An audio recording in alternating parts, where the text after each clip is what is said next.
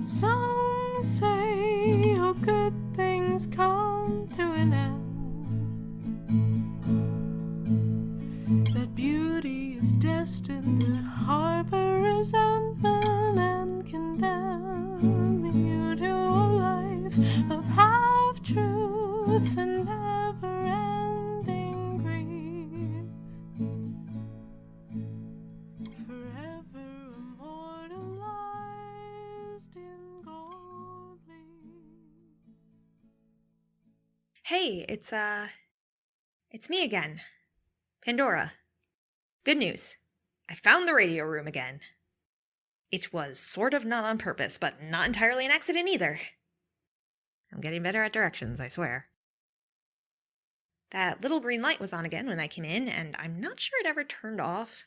It seems really bad for this equipment to just leave it on. I feel like someone should look into that. I tried to figure it out myself, but my experimentation came up empty. I flipped every switch I saw, and the microphone lives on.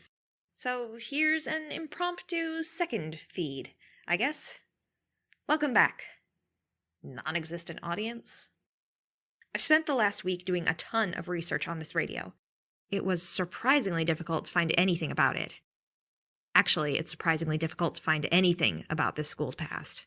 They claim to have been here for eons, but apparently the record-keeping here is incredibly lax. Which isn't terribly surprising looking at my situation.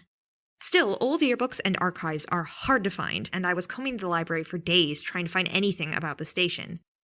But it paid off. Sort of.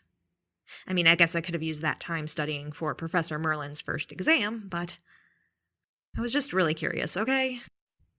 Important details. First, I figured out what station this is. We are playing on 73.9. I mean, I am playing. I'm not super in the position to be using the royal we right now. As far as I know, I'm the only person who has kicked up dust in here in an age. And the only person listening, for that matter. So the radio station was a club originally run by a Euterpe. God, who named the people at the school?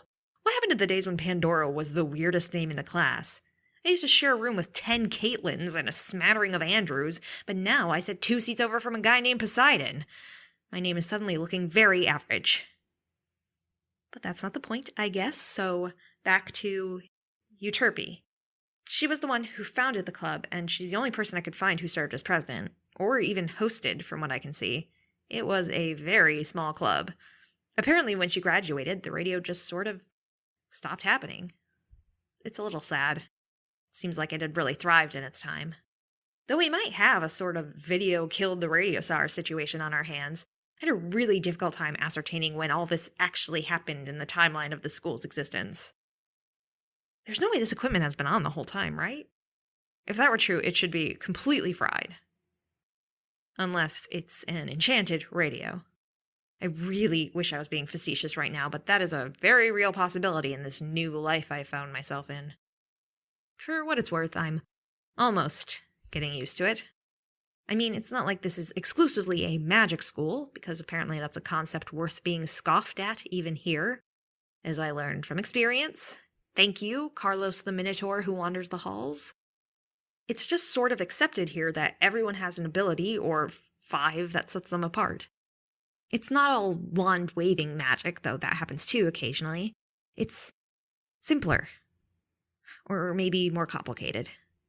I'm just saying, instead of direct spells, it's more like, oh, yeah, there goes Demeter. She's not so great in her speech class, but there's a bunch of wildflowers sprouted from where she was standing a second ago. That sort of thing. I don't know, I'm still trying to figure it out. It is a lot of self-imposed homework to do, especially since I can't really ask outright without someone figuring out that I don't have any of these special powers myself. I'd probably know a bit more about it if the people here were easier to talk to. Everyone here is incredibly cagey, and this is coming from someone who was never accused of being warm and fuzzy in her time. The only person who hasn't been cold to me is Aphrodite, and if anything, she errs on the side of over-enthusiasm. It is admittedly charming, though maybe that's just because it's painted on a dour backdrop. Everyone else here has been pretty high and mighty thus far. I mean, Zeus pays attention to me, but trust me when I say that is not welcome, and probably more for his benefit than mine. He is, honestly, the worst. I asked Aphrodite what his deal was, but she didn't seem eager to talk about it. And if something is an uncomfortable subject for Aphrodite, it's not worth touching. I know more about her than I have ever known about anyone before, and I met her 2 weeks ago. She is a sharer, and I am just not. I'm sure no one would believe me if they could hear this, since I've been blathering about my life for a few minutes now, not to mention the brain dump last week. But the only reason I'm doing it is because I'm not really sure where else to go.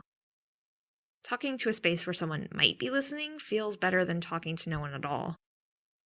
Even though I hope no one is listening, that would be very embarrassing. As you can tell, this is a very complicated relationship I'm building with this microphone. This is just reminding me that this is probably a bad idea. I should... What? Who? Oh my god. Oh my god. What?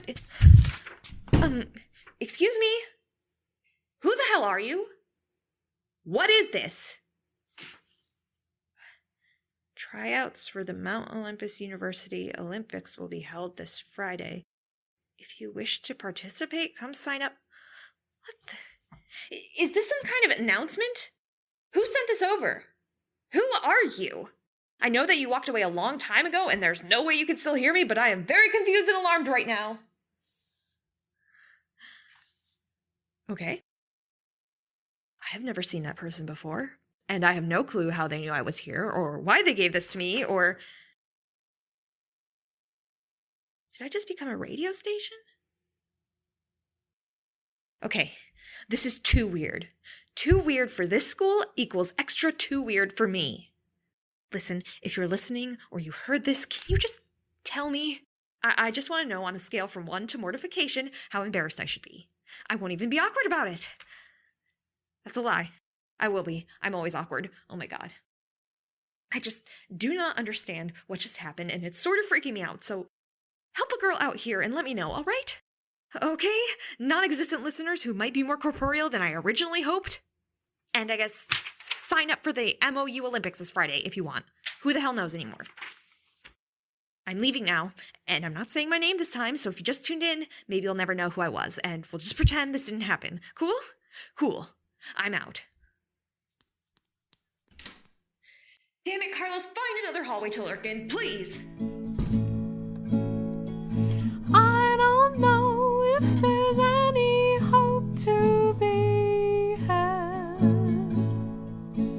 Can we find a new normal within this Olympiad? Mount Olympus University is an original story conceived and written by Rihanna Nicole Larson. Sound editing done by Luke Van Humison. Music by Teddy McCrell. Our icon was designed by Jess Reed. The role of Pandora is played by Rihanna Nicole Larson.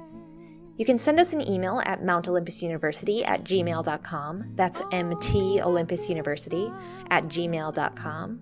Or find us on Twitter at Mount Olympus U, spelled MT Olympus U. Please consider subscribing, rating, and leaving a comment to help more students find us. Oh, Medusa.